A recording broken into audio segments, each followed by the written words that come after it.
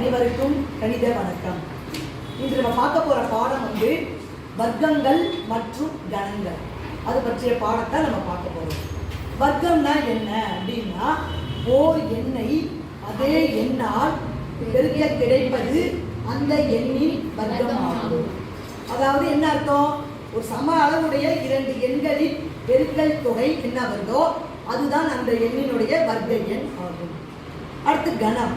கணம்னா என்ன செய்யணும்? ஓர் எண்ணை அதே எண்ணால் பெருக்கி மீண்டும் ஒரு முறை அதே எண்ணால் பெருக்க கிடைப்பதுதான் அந்த எண்ணின் கன எண் ஆகும். அதாவது என்ன அர்த்தம்? ஒரே எண்ணு சம அளவுடைய 3 முறை பெருக்கணும். ஒரே எண் 5 எடுத்துட்டோம்னா 5 × 5 × 5 சம எண்கள், சம அளவுடைய எண்களை, ஒரே அளவுடைய எண்களை 3 முறை பெருக்கிறோம். பெருக்கினால் வரக்கூடிய விடை தான் என்னது? அந்த எண்ணின் கனம் ஆகும். அது தொடர்புடைய இப்போ நம்ம ஒட்டி வச்சிருக்கோம் பாருங்க, நம்பர்ஸ் எல்லாம். இதை பார்க்க போறோம். நல்லா கவனிங்க. இப்போ 1ங்கிற நம்பரை எடுத்துக்கிறோம்.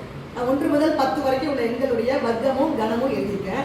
1ங்கிற எண்ணை எடுத்துக்கிறப்ப 1னுடைய வர்க்கம்னா என்ன செய்யணும்? 1ஐயும் பெருக்கணும். பெருக்கினால் வரக்கூடிய விடை 1. 1 பெருக்கி இன்னொரு தடவை மீண்டும் ஒரு முறை பெருக்கினால் கிடைப்பது கணம், அந்த எண்ணினுடைய கணம். அப்ப 1ன் கணம் என்ன? 1. அடுத்து 2ங்கிற நம்பரை எடுத்துக்கிறோம். 2னுடைய வர்க்கம் ஃபர்ஸ்ட் பார்க்க போறோம். 2ன் வர்க்கம் அப்படின்னா என்ன பண்ணுவோம்? 2 பெருக்கிறோம். 2 பெருக்கினா என்ன கிடைக்கும்? 4. அப்ப 4 வர்க்கம். அடுத்து கணம் அப்படிங்கிறப்ப 2 × 2 × 2. இப்போ 3 முறை பெருக்கிறோமா?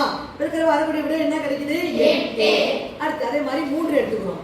3ன்னு எடுத்துக்கிட்டோம்னா 3 பெருக்கினா வர்க்கம் கிடைச்சிடும். அது என்ன ஆன்சரு? 3 பெருக்கினா 9. அப்புறம் 3 × 3 × 3 முறை பெருக்கிறோம். பெருக்கிறப்ப கிடைக்கக்கூடிய விட என்ன? 27. அதே மாதிரி 4ன்னு எடுத்துக்கிறோம். 4ன்னு எடுத்துக்கிறப்ப 4 பெருக்கிறோம். பெருக்கிறப்ப என்ன கிடைக்கும்? 16 வர்க்கம். 4 × 4 × 4 3 முறை பெருக்கிறோம். பெருக்கிறப்ப என்ன கிடைக்கும்? 64 கணம், 4ன் கணம். அதே மாதிரி 5ன்னு எடுத்துக்கிறோம். 5ன்னு எடுத்துக்கிறப்ப 5னுடைய வர்க்கம் அப்படின்னா என்ன செய்வோம்? 5ஐயும் பெருக்கிறோம். 25. 5 × 5 × 5 3 வாட்டி பெருக்கிறோம். அது 5னுடைய கணம். அதே போன்று 6ன்னு நம்பர் எடுத்துக்கிறோம்.